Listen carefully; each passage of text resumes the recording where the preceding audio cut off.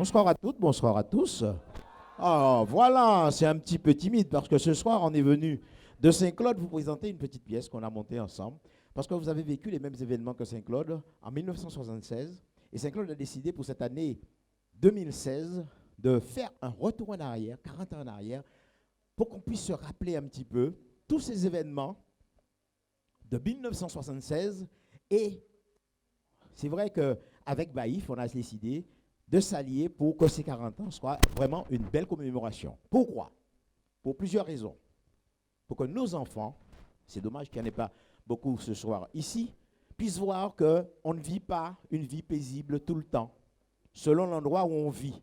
On peut vivre une catastrophe. Et c'est ce qui a été vécu par les Saint-Claudiens, les Baïfiens, les gens du Sud-Bastère en 1976. Et c'est ce qu'on a voulu se commémorer, mais pas simplement pour pleurer sur son sort. Ce n'est pas simplement pour savoir qu'on peut vivre une catastrophe. C'est aussi pour dire comment peut revivre une ville après une telle catastrophe. Après tout ce que vous avez vécu en 76, pour ceux qui s'en rappellent, comment peut renaître la ville. Et c'est ça l'important. Là où planter, c'est pour dominer nous, où c'est richesse en nous, où c'est fierté en nous. Nous toutes partis pour sauver vie en nous, réfugiés exilés sans savoir là pour nous aller. Nous partis merci, toute commune en bas de nous, qui pouvait ailleurs pour y otépé accueillir nous. Dame souffrière, où c'est en vaillant femme. Dame souffrière, où assurer tout scientifique. Nous y connaître, c'est grâce à Capuissant. Jodi nous apprend, vivre des volcans nous. On va compter les âmes d'hommes secs. Hein? Ah, j'ai non. Ouveille, pour cela. Ouveille. Ouveille. Mais ouveille. Flash. Des secousses se font ressentir de plus en plus. Et les tremblements de terre de la nuit n'ont rien arrangé à la situation. La terreur s'empare de plus en plus de la population. Beaucoup de gens commencent à retirer leur argent des banques et les placent à Pointe-à-Pitre.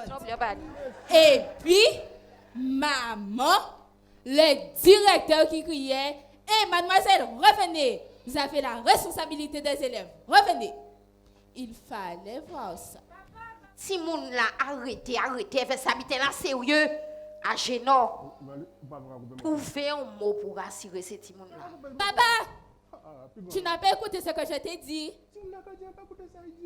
Je t'ai dit que la maîtresse est partie la première. Eh ben, je sais pas, on va faire comme nous autres. Mais vraiment, maman, vous avez un chemin. Parlez pas de petit monde, non, Angelina, vous-même. Regardez, c'est petit moun a ramassé tout ça qu'a zoaté là et a un champ mazo. Oh, malheureuse qu'a vrai misère, papa. Oh là là, avec gros ventre là, ça. Est-ce qu'on peut chailler de l'eau encore? Et sur la loup, on ne peut pas prendre rien dans chaque main là, parce qu'elle est trop lourd. Si vous n'avez fait trop vite. Attends, on sortit, madame. Oh, Seigneur. Prière. Ah, mon Dieu, Hubert, c'était pour y Hubert. La prière bénie. On doit aller, Hubert. On doit aller, Hubert. C'est vrai, on doit aller. On doit ouvrir la télé, là, pour nous faire ça passer. Allez, écoutez, nous allons ouvrir la télé.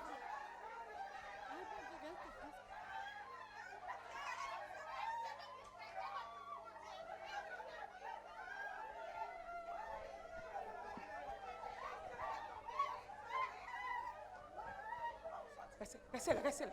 Flash spécial. Il était 8h45 quand tout bascule brutalement pour les habitants de Saint-Claude, Matouba et de Papaye. Ils sont enveloppés d'une nuée sombre qui supprime la lumière du jour. Une faille s'est ouverte au col de l'échelle.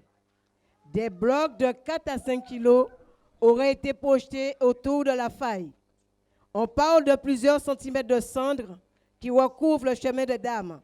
La panique se répand dans la ville. Les voitures, les cars sont pris d'assaut.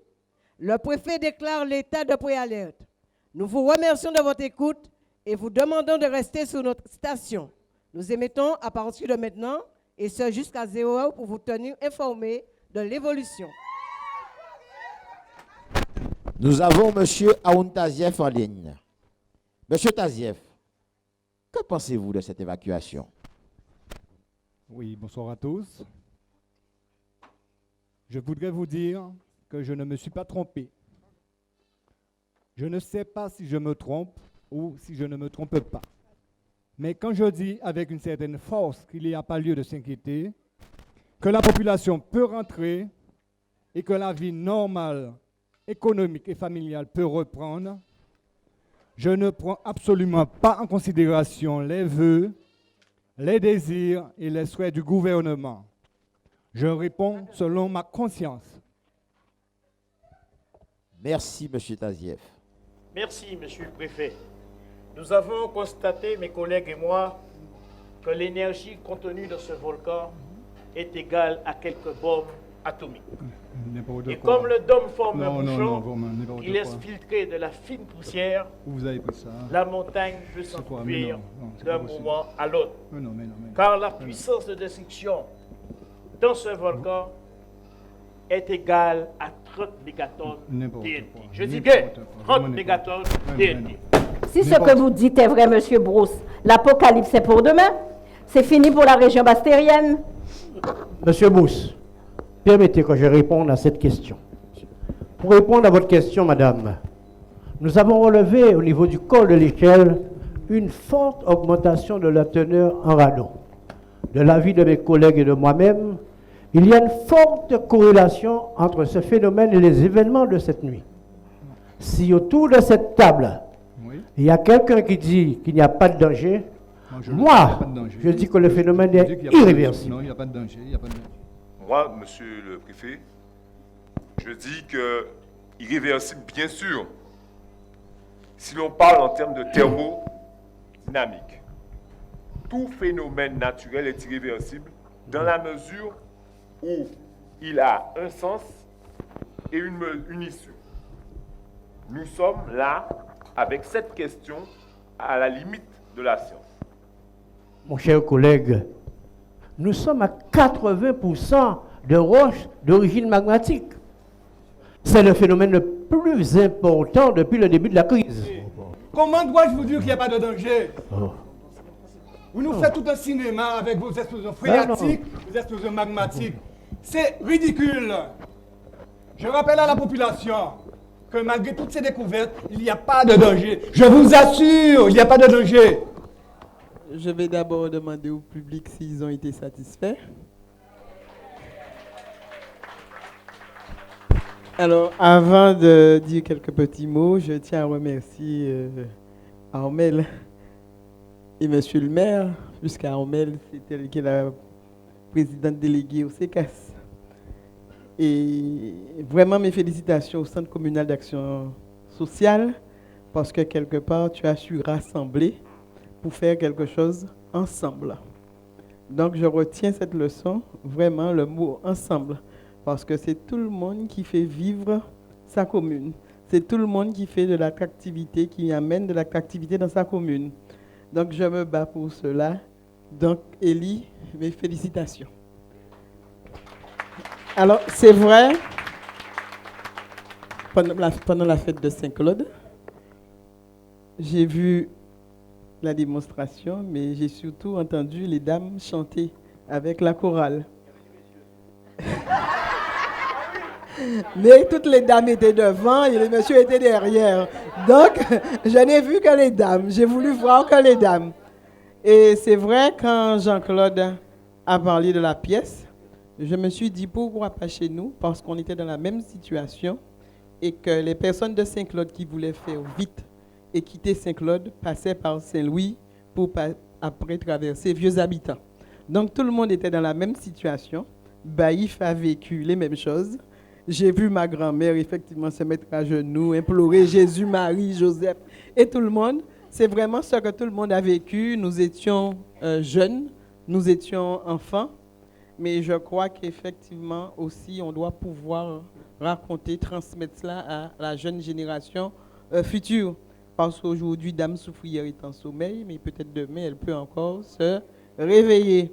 Et c'est vrai que la leçon, la moralité qu'on devrait tirer, c'est pouvoir vivre avec les risques naturels, que ce soit la soufrière, que ce soit la houle cyclonique, tsunami, tremblement de terre, tout ce qui s'ensuit. Donc, je vais encore remercier toute cette grande troupe, tous ces comédiens. C'est vrai que vous n'êtes pas des professionnels, mais vous avez fait quelque chose de beau parce que vous avez retracé déjà 40 ans. 40 ans, ça passe vite.